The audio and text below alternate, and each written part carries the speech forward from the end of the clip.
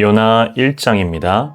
여호와의 말씀이 아비떼의 아들 요나에게 임하니라. 이르시되 너는 일어나 저 큰 성읍 니느웨로 가서 그것을 향하여 외치라. 그 악독이 내 앞에 상달되었음이니라 하시니라. 그러나 요나가 여호와의 얼굴을 피하려고 일어나 다시스로 도망하려 하여 욥바로 내려갔더니 마침 다시스로 가는 배를 만난지라. 여호와의 얼굴을 피하여 그들과 함께 다시스로 가려고 뱃삭을 주고 배에 올랐더라. 여호와께서 큰 바람을 바다 위에 내리심에 바다 가운데 큰 폭풍이 일어나 배가 거의 깨지게 된지라. 사공들이 두려워하여 각각 자기의 신을 부르고 또 배를 가볍게 하려고 그 가운데 물건들을 바다에 던지니라. 그러나 요나는 배 밑층에 내려가서 누워 깊이 잠이 든지라. 선장이 그에게 가서 이르되 자는 자여 어찌함이냐. 일어나서 네 하나님께 구하라. 혹시 하나님이 우리를 생각하사 망하지 아니하게 하시리라 하니라. 그들이 서로 이르되 자 우리가 제비를 뽑아 이 재앙이 누구로 말미암아 우리에게 임하였나 알아보자 하고 곧 제비를 뽑으니 제비가 요나에게 뽑힌지라. 우리가 그에게 이르되 청하건대 이 재앙이 누구 때문에 우리에게 임하였는가 말하라.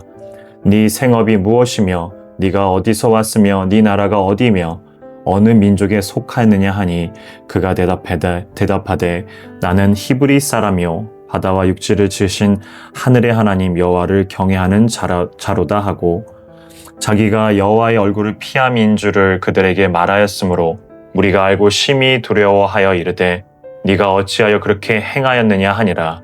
바다가 점점 흉흉한지라. 우리가 그에게 이르되 우리가 너를 어떻게 하여야 바다가 우리를 위하여 잔잔하겠느냐 하니 그가 대답하되 나를 들어 바다에 던지라. 그리하면 바다가 너희를 위하여 잔잔하리라. 너희가 이 큰 폭풍을 만난 것이 나 때문인 줄 내가 아노라 하니라. 그러나 사람들이 힘써 노를 저어 배를 육지로 돌리고자 하다가 바다가 그들을 향하여 점점 더 흉흉함으로 능히 못한지라. 우리가 여호와께 부르짖어 이르되 여호와여 구하고 구하오니 이 사람의 생명 때문에 우리를 멸망시키지 마옵소서. 무죄한 피를 우리에게 돌리지 마옵소서. 주 여호와께서는 주의 뜻대로 행하심이니이다 하고 요나를 들어 바다에 던짐에 바다가 뛰노는 것이 곧 그친지라. 그 사람들이 여호와를 크게 두려워하여 여호와께 제물을 드리고 서원을 하였더라. 여호와께서 이미 큰 물고기를 예비하사 요나를 삼키게 하셨으므로 요나가 밤낮 3일을 물고기 뱃속에 있으니라. 아멘.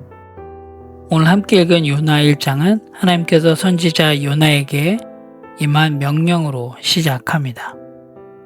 하나님은 선지자 요나에게 니느웨 성읍으로 가서 그들의 악행을 경고하라고 명령하십니다. 니느웨는 아수르의 수도로 잔혹하고 악한 도시였습니다. 하지만 요나는 하나님의 명령을 피하려고 다시스로 가는 배를 탔습니다. 당시 다시스는 세상 끝이라 불리던 곳으로 요나는 하나님 앞에 순종하기보다는 도망을 선택했습니다. 하나님께서는 큰 풍랑을 일으키셨고 그리고 배가 거의 깨질 지경에 이르게 되었습니다. 선원들은 각자의 신을 부르짖고 짐을 바다에 던졌죠. 하지만 요나는 배 밑창에서 깊이 잠들어 있었습니다. 그래서 선장은 요나를 깨워서 자신의 신에게 기도하라고 촉구했습니다. 결국 선원들은 폭풍이 누구 때문인지 그 폭풍의 원인을 찾기 위해서 제비 뽑기를 했습니다. 결국 그 결과는 요나가 지목되게 되죠. 요나는 자신이 히브리인이고 하늘과 바다를 지으신 하나님을 섬긴다고 고백을 했습니다. 요나는 자신이 하나님을 피해 도망친 이후로 이 폭풍이 일어났다고 고백했습니다. 선원들은 그가 하나님의 명령에서 도망친 것을 알고 두려워했습니다. 결국 폭풍이 점점 심해지자 요나는 자신을 바다에 던지라고 말했습니다. 선원들은 처음에 노를 저어 보았으나 소용이 없게 되죠. 그래서 결국 요나를 바다에 던졌습니다. 곧바로 풍랑이 잔잔해졌고 선원들은 하나님께 경외의 심을 갖고 제사를 드리고 서원을 하였습니다. 하지만 하나님께서는 큰 물고기를 예비해서 요나를 삼키게 하셨고 요나는 물고기 뱃속에서 지내게 되었습니다. 요나서 1장이 기록하고 있는 요나의 도망 사건은 앞으로 하나님의 계획과 또 요나의 사명을 다시금 깨닫게 하는 중요한 기점이 되었습니다. 오늘 요나 1장에서 기록하고 있는, 특별히 하나님께서 사용하고 있는 풍랑은 하나님의 심판과 경고의 수단입니다. 그런데 동시에 이 풍랑은 동시에 인간이 회개와 순종으로 돌아오도록 흔드시는 하나님의 은혜적 간섭이기도 합니다. 그리고 오늘 1장에서 기록하고 있는 큰 물고기, 하나님께서 예비하신 큰 물고기는 하나님의 심판이자 동시에 구원의 도구를 의미합니다. 당시의 바다는 죽음을 상징합니다. 그 죽음을 상징하는 바다 속에서 하나님의 주권적 은혜로 생명을 보존하게 되었음을 큰 물고기를 통해서 알 수가 있습니다. 오늘 함께 읽은 요나 1장 말씀을 통해서 또 우리 함께 적용해야 될 부분들을 생각해 보기 원합니다. 첫 번째로는 때론 하나님은 풍랑을 통해서 말씀하신다입니다. 때론 하나님께서는 우리가 맞닥뜨려야 되는 인생의 위기와 문제 가운데 말씀하십니다. 이것은 단순히 하나님의 심판이 아니고 하나님의 징계가 아닌 하나님의 돌아오라는 신호입니다. 우리가 경험하고 있는 인생의 문제, 또 인생의 고민들, 그것들을 통해서 하나님께서는 징계를 넘어서 하나님 앞으로 다시 돌아오기를 원하시는 하나님의 신호라는 것을 여러분 꼭 기억하시기 바랍니다. 두 번째는 하나님의 은혜는 심판 속에서도 역사한다입니다.